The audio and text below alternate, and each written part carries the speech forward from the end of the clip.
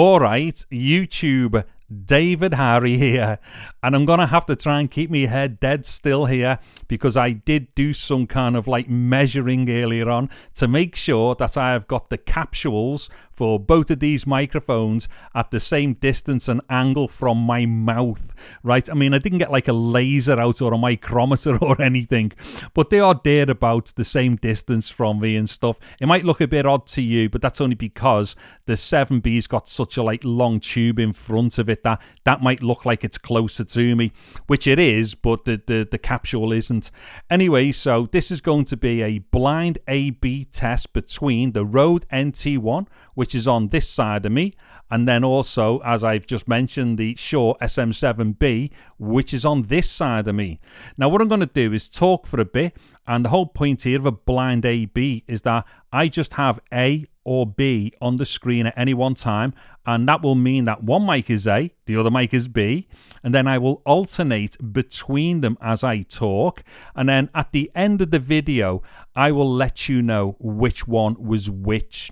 So what I'm hoping here is that I can get some responses in the comments, and basically for people to let me know, either say, well, one, did you actually know which mic was which before I mentioned it? Because some people out there will use either one or both of these microphones, or they are familiar with them in some way, and maybe they could already kind of know which one was which. Or two, was it purely a guess to work out which was which? Do you know what I mean? Were they both kind of like very close to your ears as sounding the same?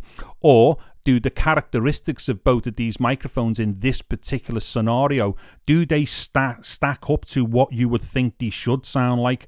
And then the third one is, which one do you think sounds best in this particular scenario?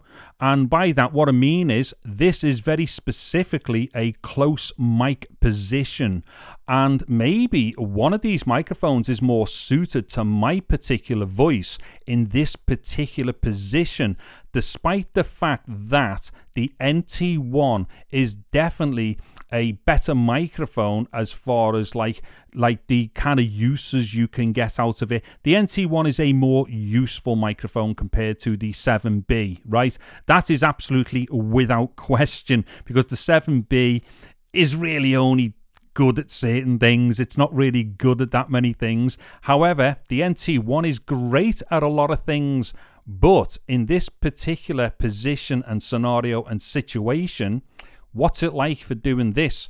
And just to give you a little bit more clarification as to what's going on here, this close mic position is recording some fool whose voice is very sibilant, and he also has some really piercing frequencies around 2.5 to 3K, really annoying stuff in his voice. So that should give you another idea as to how to gauge which one of these microphones was better for this particular scenario here. Now, one other thing as well, both of the microphones have been gained in post-production as well. Now, I've got them to go in with a very healthy headroom, so neither one of them are peaking going in. However, they are raised up in post for the output, and then what I've done, I've tried to balance both of them as best as possible, so one doesn't sound like tremendously louder than the other. However, both of these microphones will be recording like particular energy ranges differently, which does equate to something sounding louder when it really isn't. However, in post, like I say, I will try to have balanced those out, so as I flip from A to B, we don't get any kind of mad jumps and stuff. So basically, no kind of compression going on here, and definitely no equalization and stuff. So what you are hearing is exactly how these mics sound in this particular scenario and whatnot. Anyways, so to the answer then. Microphone A has been the Rode NT1. So let me just fill with it here. There we go. That's microphone A, which obviously means that microphone B has been the Shure SM7B. Right, so like I said from the outset of the video, which hopefully has been a short video, because I'm trying to make some short videos so I don't just start like getting people to yawn halfway through a video. But like I said from the outset, did you either, one, know what they were anyway, two, did you have to take a guess at it, or three, did you just prefer one of them over the other? So let us know in the comments and whatnot.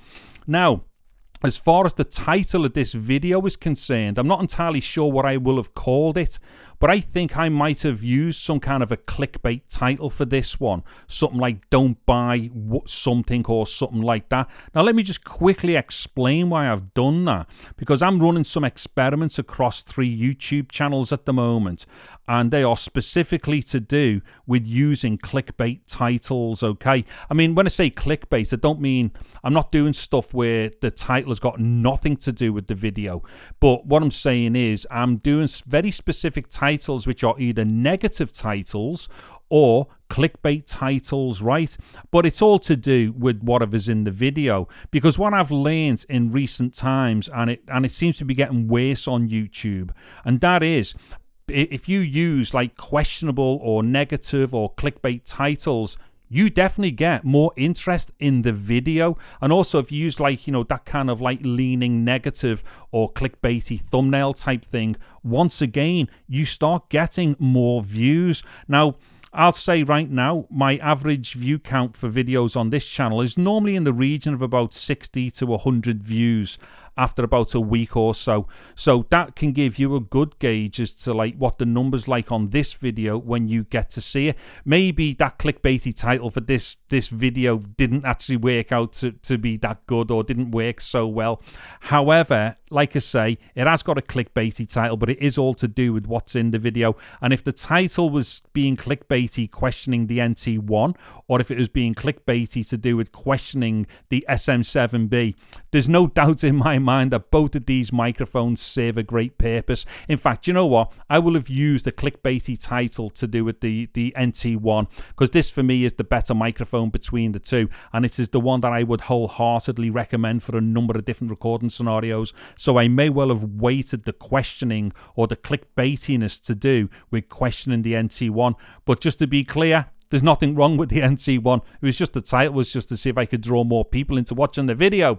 Anyways, I'm going to get off now, because this video has actually gotten longer than what I needed it to be, because what I've just explained there about the clickbait stuff, I will be doing a video about that, and hopefully I can use this video as part of my analysis for clickbait titles. And also there will be very short videos coming up where I'm going to do certain things to test the polar characteristics and noise characteristics, so on and so forth, between these and a number of other different microphones.